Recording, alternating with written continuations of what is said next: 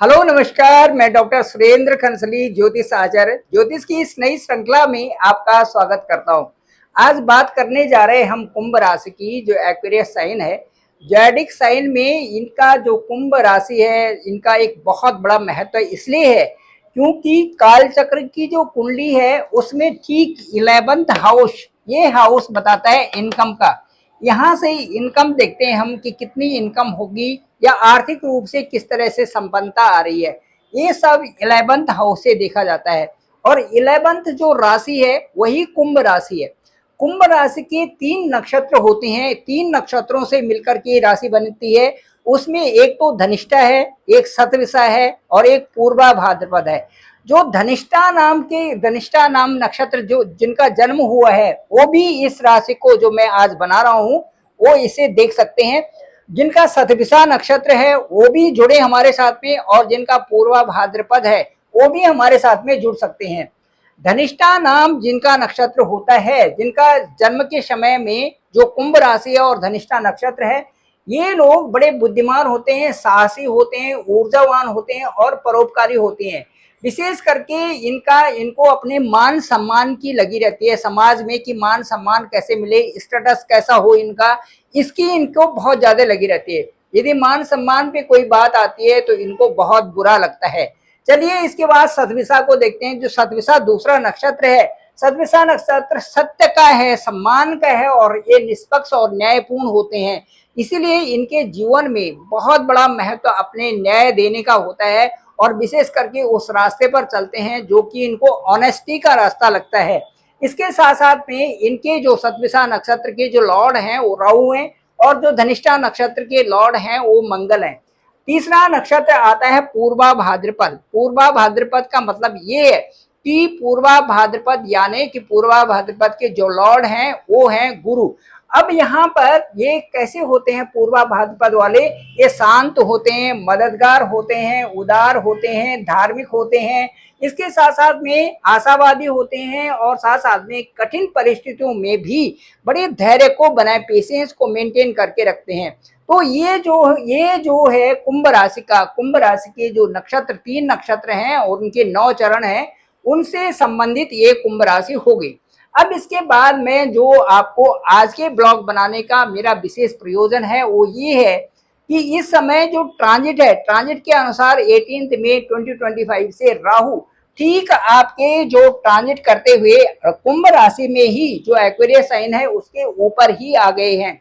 यहाँ ट्रांजिट, राहु का जो ट्रांजिट होता है, राहुर बाहुर बलम करोतु केतु कुलशोनिति।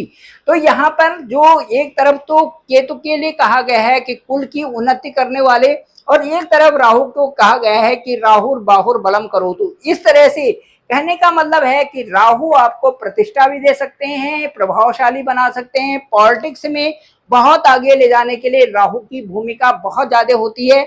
हायर एजुकेशन में भी राहु बहुत सपोर्टिव होते हैं। साथ साथ में राहु के साथ में सबसे बड़ी चीज जो ये होती है, वहां पर यदि राहु मैलेफिक है, सबसे बड़ी महत्वपूर्ण बात ये होती है कि आपकी दशा क्या है और आपकी अंतर्दशा क्या है। इससे जो मैं आज आपको बता रहा हूं कि मैं कुंभ राशि का यहाँ से विवेचन कर रहा हूं, लेकिन इसके साथ साथ में जो महत्वपूर्ण चीज ये होती है कि आपकी दशा क्या चल रही है और आपकी अंतर्दशा क्या चल रही है। दूसरा, वो दशा और अंतर्दशा किस हाउस की है, दैट इज ऑल्सो इम्पोर्टेंट। और उसके साथ साथ में किस हाउस से संबंधित है और उस हाउस के लॉर्ड क्या है, ये भी बहुत महत्वपूर्ण हो जाता है। तब कुंडली का एनालिसिस सही होता है।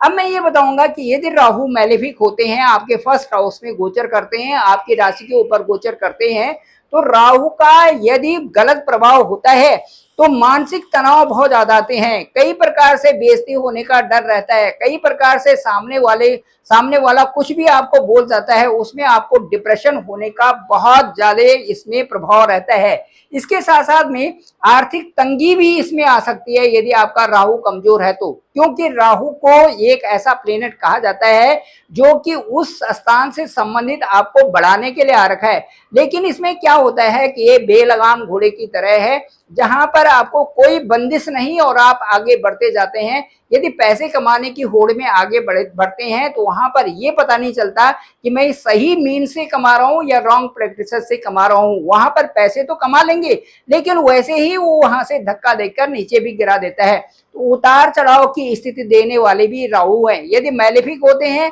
तो बहुत सारा आर्थिक तंगी भी वहां पर आ जाती है। इस तरह से और साथ साथ में बेइज्जती होने का भय भी राहु से बना रहता है, क्योंकि राहु के साथ में आपको अपनी बोली भाषा और इन सबको बहुत ढंग से पेशेंस में रहना होता है।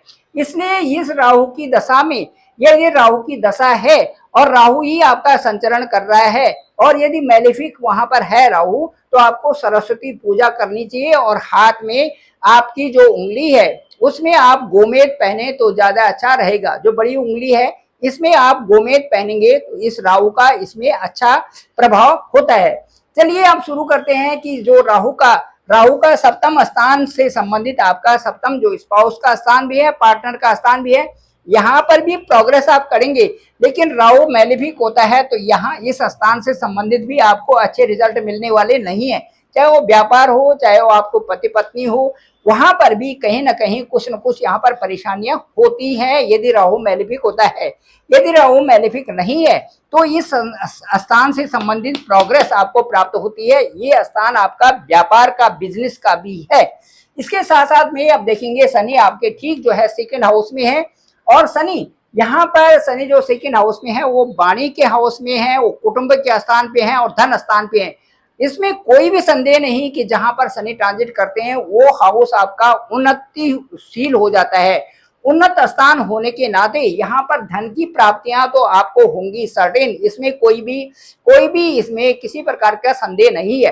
अब इस स्थान से संबंधित जो आपका कुटुंब है, जो आपकी वाणी है, इसमें आपको एक जो है एक अच्छा लेवलिंग बनाना पड़ेगा, ताकि आप अपने परिवार कुटुंब को भी साथ दे करके और अच्छे से आप व्यवहार करके तब आप आगे चले तो ज्यादा अच्छा रहेगा। इसके साथ साथ में जो शनि की जो दृष्टि है वो आपके थर्ड हाउस पे है। थर्ड हाउस हमारा सुख स्थान होता है, इसमें भी सुख स्थान में उतार चढ़ाव की स्थिति होती है। माता का स्थान होता है, स्वास्थ्य माता का यहाँ पर ठीक नहीं रह सकता। उसके बाद जो आपका जो सप्तम दृष्टि है वो सीधे सप्तम दृष्टि पड़ती है आपकी 8th हाउस पर, और 8th हाउस के रिजल्ट शनि से संबंधित कई बार अच्छे नहीं होते। स्वास्थ्य का भी ध्यान रखना इसमें बहुत आवश्यक होगा। साथ साथ में जो शनि की जो दसम दृष्टि है वो इनकम हाउस में होगी। इनकम हाउस से संबंधित आपको अच्छी प्राप्तियां होने और इस साल में अच्छे आपके रिजल्ट्स आने की संभावना बनती है। फिर भी थोड़ा सा इसमें यदि मैलेफिक वहां पर शनि होता है तो इनकम में आर्थिक तंगी भी बन सकती है। इसके अलावा वीनस आपका जो थर्ड हाउस में है, वीनस के जो स्थान है आपके 4th हाउस है, और साथ साथ में वीनस का स्थान आपका 9th हाउस है। 4th हाउस के अच्छे रिजल्ट्स आएंगे और साथ साथ में 9th हाउस जो लक आपका फेवर करने जा रहा है 2025 में। इसके साथ साथ में मैं आपको ये बताऊंगा कि वीनस अभी जैसे ही अभी आपके 4th हाउस में आएंगे, 4th हाउस में आएंगे और 45 डेज यहाँ पर रहेंगे। ये सीधे यहाँ पर से आपको उत्तर बढ़ते देंगे, चाहे आपके वो घर हो, आपका मकान हो, आपका जमीन हो। यहाँ पर शुक्र के आते ही आपके साथ में जो जुलाई अगस्त का महीना है इसमें विशेष प्रोग्रेस यहाँ पर हो सकती है। इसके बाद हम आते हैं सीधे आपके जुपिटर जो 5th हाउस में है। यहाँ से हायर स्टडी का पता चलता है, हायर स्टडी अच्छी रहेगी। परिवार में जो बच्चे हैं उनसे संबंध आप संतुष्ट रहेंगे, उनकी कैसी पढ़ाई चल रही है, किस तरह से आगे बढ़ रहे हैं, इसमें आपको चिंता करने की आवश्यकता नहीं है। सभी जो है प्रभु का विशेष आशीर्वाद बनता है जब पंचम स्थान में जुपिटर का गोचर होता है।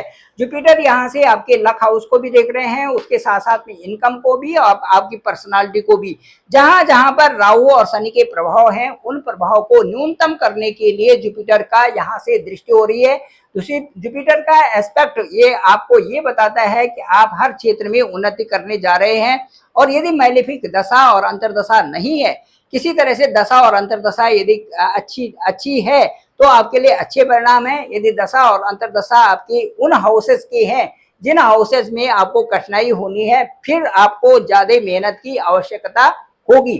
इसके साथ साथ में जो मार्स का जो गोचर है ठीक आपके आपसे छठे हाउस में है, यहाँ पर आपकी कंपटीशन के लिए ठीक है, आप जो कार्य कर रहे हैं उन कार्यों को आगे बढ़ाने के लिए ठीक है। लेकिन रोग ऋण जो यहाँ पर होते हैं, जो रोग होते हैं, उनसे संबंधित आपको ध्यान रखना पड़ेगा कि जो गर्मी है, गर्मियों में आपको कैसा डाइट लेना चाहिए। साथ साथ में आपके शरीर में जो जो त्वचा से संबंधित जो जो त्वचा से स्किन से संबंधित जो डिजीज है वो हो सकती है, एलर्जी संबंधित डिजीजेस हो सकती हैं।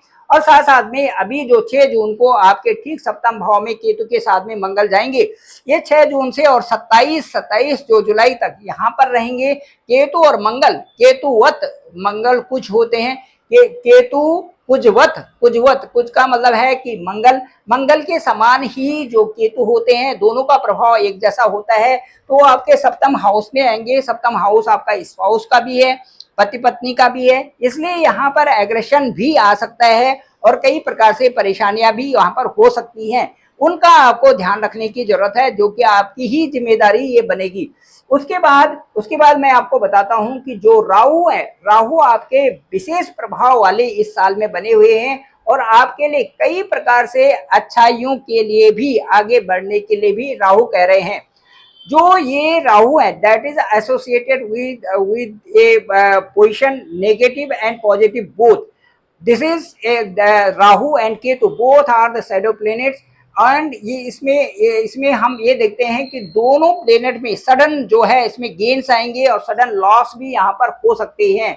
दूसरा मैं ये कहूँगा कि जो राहु और केतु है इनमें कई एस्पेक्ट में डिले भी होता है और कई ऑब्स्टेकल्स भी आते हैं, लेकिन कई जगह में ये भी होता है कि ये आपकी लाइफ में सक्सेस, एक रिकॉग्निशन और एक फेम भी ये दे जाते हैं। इस तरह से ये कुंभ राशि के बारे में मैंने कहा।